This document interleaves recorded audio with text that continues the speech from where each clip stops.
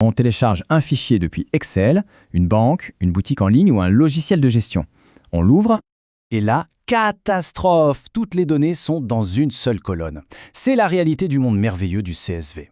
Le CSV, c'est probablement l'un des formats les moins impressionnants du numérique. Et pourtant, dès qu'on parle d'Excel, d'import, d'export, de base de données, d'automatisation ou d'IA, il revient partout. Et on remarque une chose un peu étrange, un fichier qui s'appelle valeurs séparées par des virgules pour parfois ne contenir aucune virgule. Cette explication va permettre de comprendre le CSV très simplement. Pas comme un format technique compliqué, mais comme une idée vraiment très simple. Un CSV, c'est tout simplement un tableau sous forme de texte. Dans nos explications précédentes, on a vu pourquoi les fichiers texte étaient importants, puis comment le Markdown permettait de structurer du contenu. Eh bien, le CSV continue cette logique, mais cette fois, au lieu de structurer une note ou une documentation, on structure des données en lignes et en colonnes. CSV signifie Comma Separated Values, en français, valeurs séparées par des virgules. En théorie, ça ressemble à ça. La toute première ligne contient les noms des colonnes. Ensuite, chaque ligne représente une entrée. Une personne, un produit, une transaction, un événement. Ou n'importe quel élément qu'on voudrait organiser sous forme de tableau. L'idée à retenir est toute simple. Une ligne correspond à un enregistrement. Et le séparateur, lui, indique les colonnes. Dans notre exemple, le séparateur, c'est la virgule. Mais attention, le CSV est simple, oui. Mais simple ne veut pas dire sans piège. CSV veut dire valeur séparée par des virgules. Sauf que dans la vraie vie, le séparateur n'est pas toujours une virgule. On peut utiliser une virgule, un point-virgule, une tabulation, et parfois même un tout autre caractère. En français, le point-virgule est d'ailleurs très souvent utilisé, tout simplement parce que la virgule nous sert déjà de séparateur décimal. Par exemple, ici le prix contient une virgule. Donc si on utilisait aussi la virgule pour séparer les colonnes, le fichier deviendrait complètement ambigu. Et c'est pour ça que dans beaucoup de contextes francophones, le point-virgule est bien plus pratique. Et c'est aussi pour ça qu'il y a un petit détail assez drôle, ou en tout cas un peu troublant. Dans un Excel configuré en français, quand on exporte en CSV, on pourrait logiquement penser obtenir un fichier séparé par des virgules. Mais très souvent, Excel utilise en réalité le point-virgule. Donc le fichier s'appelle bien CSV, mais à l'intérieur, on y trouve des points-virgules. CSV ne veut donc pas toujours dire virgule partout. Dans la pratique, ça veut surtout dire des données tabulaires séparées par un caractère. Et il y a un autre piège assez classique. Que se passe-t-il si une valeur contient elle-même une virgule? Par exemple, la virgule dans cette phrase ne doit surtout pas créer une nouvelle colonne. La valeur est donc tout simplement placée entre guillemets.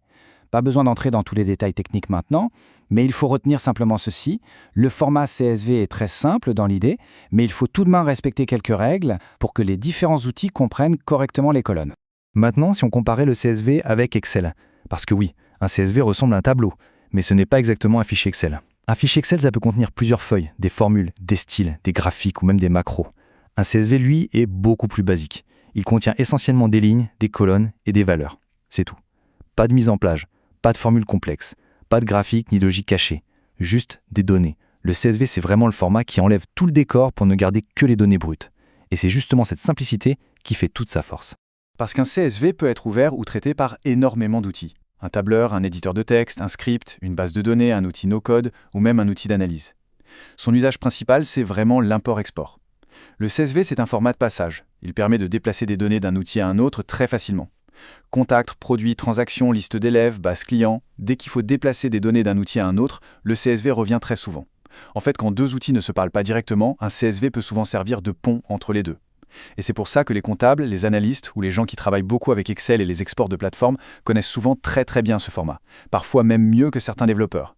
Parce que le CSV n'est pas seulement un format technique, c'est un véritable format de workflow réel. On le rencontre partout, dans les opérations, la comptabilité, le marketing, l'e-commerce, les bases clients, les rapports ou encore les migrations de données. Et il y a un autre avantage super important. Un CSV peut contenir énormément de lignes.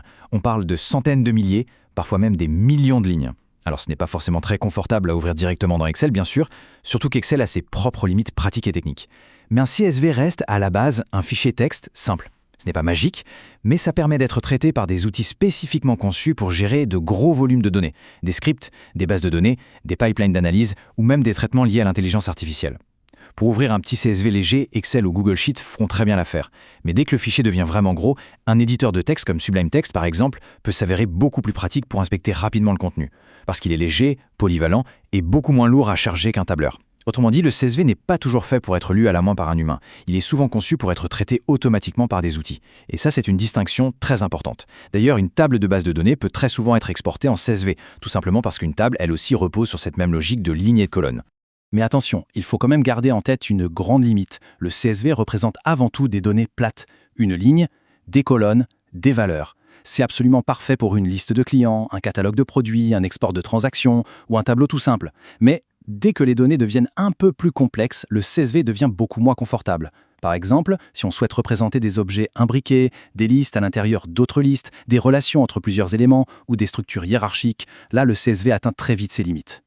Et c'est justement là qu'un autre format devient beaucoup plus adapté. Le format JSON. D'ailleurs, ce sera le sujet d'une de nos prochaines explications. Pour faire simple, le CSV est excellent pour les tableaux simples, tandis que le JSON est beaucoup plus adapté aux données structurées complexes. Maintenant, faisons le lien avec l'IA. Une intelligence artificielle peut très bien nous aider à travailler avec un fichier CSV. Elle permet par exemple de comprendre la structure du fichier, de repérer des petites incohérences, de nettoyer des colonnes ou carrément de générer un script de traitement complet. Par exemple, juste en lui fournissant une petite description, l'IA peut nous aider à réfléchir à la logique de traitement, ou même écrire le script à notre place. Mais là encore, attention. Quand on manipule des données, et surtout des données clients, comptables ou sensibles, il faut vraiment rester très prudent. Il faut toujours vérifier les résultats, comprendre exactement ce qui est transformé par l'outil, et surtout éviter d'envoyer n'importe quelle donnée confidentielle dans n'importe quel outil en ligne. L'IA peut grandement nous aider à manipuler un CSV, c'est sûr, mais la responsabilité de vérifier ces données, elle, reste totalement humaine. Donc ce qu'il faut absolument retenir aujourd'hui, le CSV, c'est avant tout un tableau sous forme de texte. Une ligne correspond à un enregistrement. Et un séparateur indique les colonnes. Ce séparateur, ça peut être une virgule, un point-virgule, une tabulation ou toute autre chose. En français, comme on l'a vu, le point-virgule est très fréquent, notamment à cause de notre virgule utilisée dans les nombres décimaux. Le format CSV est massivement utilisé pour l'import-export. Il sert vraiment de pont entre Excel, Google Sheets, les bases de données, les outils no-code, les scripts, les plateformes en ligne et même les workflows d'IA. Il est simple, léger, transportable, facile à générer, facile à transformer.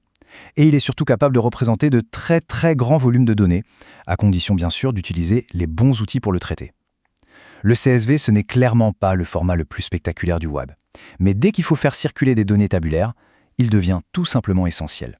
Dans notre prochaine explication, nous verrons le JSON, un autre format texte très important, mais utilisé cette fois pour représenter des données beaucoup plus structurées et plus complexes.